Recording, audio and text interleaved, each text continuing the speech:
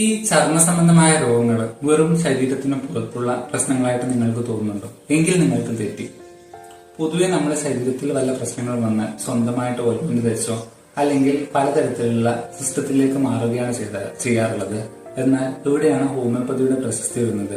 Homeopathy എന്ത് ചെയ്യുന്ന വെച്ചാൽ നമ്മുടെ ഒരു വ്യക്തിയെ അവരുടെ ശാരീരികവും മാനസികവുമായിട്ടുള്ള എല്ലാ വ്യത്യാസങ്ങളെയും പരിഗണിച്ചുകൊണ്ട് അതിന് കണക്കായിട്ടാണ് മെഡിസിൻ പ്രിസ്ക്രൈബ് ചെയ്യുന്നത്.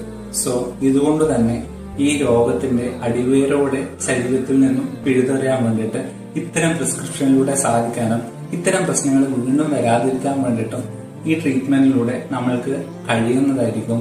സോ നിങ്ങൾക്ക് ഈ ഇത്തരം പ്രശ്നങ്ങൾ, അതായത് സ്കിൻ സംബന്ധമായിട്ടുള്ള സോറിയാസിസ് അല്ലെങ്കിൽ എക്സിമ, മറ്റു തരത്തിലുള്ള ചർമ്മ സംബന്ധമായ അസുഖങ്ങൾ, ഏത് തരത്തിലുള്ള പ്രശ്നങ്ങളായിക്കോട്ടെ, ഇതിനൊക്കെ ഹോമിയോപ്പതി മെഡിസിൻ ലഭ്യമാണ്.